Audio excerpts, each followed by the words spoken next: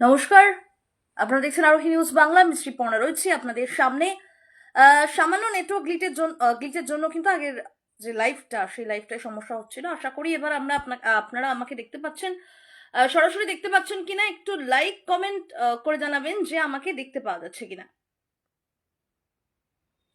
একেবারে এবার আমরা লাইভটা স্টার্ট করব। যেটা বলছিলাম যে এই মুহূর্তের সবচেয়ে বড় আপডেট, এই মুহূর্তের বলা ভুল, রীতিমতো আজকের সবচেয়ে বড় আপডেট যেটা আপনাদের সামনে তুলে ধরছি, যে টাকার দামে কিন্তু রেকর্ড পতন। ডলারের নিরিখে 90 ছুঁয়ে ফেললো টাকা, নড়ে চড়ে বসেছে আরবিআই। একেবারে এমনই ঘটনা কিন্তু আমাদের চোখের সামনে আসছে, এবং যে ডিটেলস সেই ডিটেলস কিন্তু আমি চলে যাচ্ছি। যে টাকার দামে অর্থাৎ রুপির দামে কিন্তু আরো পতন। ডলার প্রতি টাকার দাম ছুঁল রেকর্ড 90। মঙ্গলবার মার্কিন ডলারের সাপেক্ষে 89.96 নেমেছিল টাকা। বুধবার ডলার প্রতি ভারতীয় মুদ্রায় 90.05 টাকা দিয়ে শুরু হয় দিন। সোমবার ওই দাম ছিল 89.73 টাকা। ভারতীয় মুদ্রা টাকার দামের এই পতন যেন কিছুতেই কমছে না। এক নাগারে কিন্তু এই পতন চিন্তা বাড়াচ্ছে গোটা অর্থনৈতিক মহলে। একেবারেই এমনই তথ্য জানা যাচ্ছে। এবং তার পাশাপাশি আমি বলবো যে কি এই বিষয়টি কেন হয়েছে, এবং এই বিষয়টির মানে একেবারে কেন লো রুপি, মানে রুপির যে পতন, সে পতন কেন হচ্ছে। এদিন 89.96 দিয়ে শুরু হয় দিন। তার কিছুক্ষণ পরেই তা 90 ঘরে টপকে যায়, এবং টপকে 90.1325 অর্থাৎ 90.1325 নেমে যায়।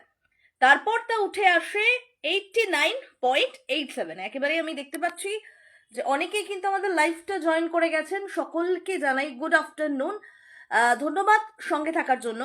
এবং যে বিষয়টা নিয়ে আজকে কথা বলছিলাম, যে রুপিতে কিন্তু রীতিমতো পতন, রেকর্ড পতন।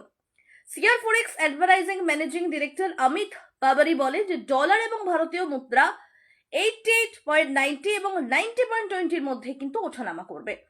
89 নিচে নামার অর্থ এবার টাকাকে নিজের দাম বাড়ানোর জন্য কিন্তু উঠে পড়ে লাগতে হবে। মানে রীতিমতো কিছু কিছু খবর কিন্তু মানে বলা যায় যে কি নড়ে চড়ে বসে পুরো রীতিমতো দুনিয়া। সেক্ষেত্রে কিন্তু এই যে রুপির পারদপতন, সেই রুপির পারদপতন কিন্তু আরেকটা অন্যতম বিষয়। এবার আসবো বিশ্ব অর্থনীতিতে ঠিক কি প্রভাব পড়ছে। মূল্য কমছে ডলারেরও, কিন্তু তার সঙ্গে যেন পাল্লা দিচ্ছে টাকার পতন। বিশেষজ্ঞরা মনে করছেন ভারত মার্কিন বাণিজ্য চুক্তি থমকে থাকা এবং বৈদেশিক পুঁজি ক্রমাগত বাজার থেকে বেরিয়ে যেতে থাকা, অর্থাৎ এফপিআই আউটফ্লো, যেটা আমি বললাম যে বৈদেশিক। আচ্ছা, এবার আমি আসি যে হোয়াট ইজ এফপিআই আউটফ্লো। এই এফপিআই আউটফ্লো জিনিসটা কি? এটা হলো যে বৈদেশিক পুঁজি ক্রমাগত বাজার থেকে বেরিয়ে যেতে থাকলে সেই এফপিআই আউটফ্লোটা হয়। এই টাকার জন্য, এই অবদানের জন্য বিশেষভাবে দায়ী। বর্তমান পরিস্থিতি নিয়ে কিন্তু বুধবারই বৈঠকে বসতে চলেছে রিজার্ভ ব্যাংকের মনিটারি পলিসি কমিটি। আগামী 5 ডিসেম্বর নতুন সুদের হার ঘোষণা করার কথা। নভেম্বরে ডলারের বিনিময় মূল্য 88.57 থেকে 88.78 টাকার মধ্যে ঘোরাফেরা করছিল, কিন্তু গত 21 নভেম্বর একদিনে তা 0.8% নেমে রীতিমতো 89 বেড়া টপকে যায়। আর তার এরপর থেকেই কিন্তু আর ঘুরে দাঁড়াতে পারেনি টাকা, ক্রমাগত নেমেছে তা। মানে পরিসংখ্যান বলছে যে চলতি বছরে নভেম্বর পর্যন্ত টাকার যে অবমূল্যায়ন, সেই ডেপ্রিসিয়েশন আবারও বলবো যে পরিসংখ্যান বলছে টিল নভেম্বর, অর্থাৎ নভেম্বর পর্যন্ত টাকার অবমূল্যায়ন হয়েছে 4.8 অর্থাৎ 4.8%, যার ফলে চলতি ক্যালেন্ডার বর্ষে এশিয়ার সব থেকে দুর্বল পারফর্মার কারেন্সির কাটার কিন্তু মুকুট মাথায় উঠেছে টাকার মাথায়।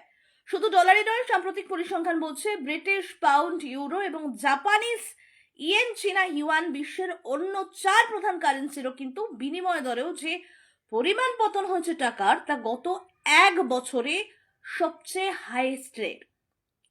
এবার এই যে পরিসংখ্যান আপনাদের বললাম যে ডলারে কিরকম প্রভাব পড়েছে, তার সঙ্গে টাকার কিরকম পতন হয়েছে, ঠিক কি পরিস্থিতি রয়েছে।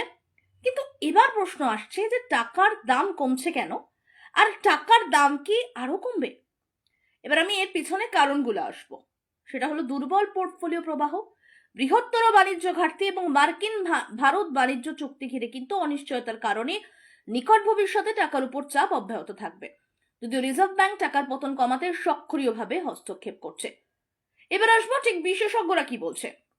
বাজারে অংশগ্রহণকারীরা বলছেন যে ডলারের অস্থির প্রবাহ রুপির দুর্বলতাকে আরো তীব্র করছে। যে ফ্ল্যাকচুয়েশন, মানে ডলারের যে অস্থির প্রবাহ, সেই অস্থির প্রবাহ কিন্তু রুপি যে আমাদের কারেন্সি, ইন্ডিয়ান কারেন্সি রুপি, সেই রুপির দুর্বলতাকে কিন্তু আরো তীব্র করছে। মেকলাই ফাইন্যান্সিয়াল সার্ভিসেসের deputy chief executive officer Ritesh Bansali Bloomberg নিউজকে বলেন, একটি সংবাদ সংস্থাকে তিনি বাইট দিয়েছেন, যেখানে তিনি বলছেন টাকার মূল্য হ্রাস পাওয়ায় আমদানিকারকদের কাছ থেকে ডলারের চাহিদা বেশি থাকায় রপ্তানিকারকরা আক্রমণাত্মকভাবে ডলার বিক্রি করছেন না, আর তার জেরেই কিন্তু টাকার ক্ষেত্রে এমন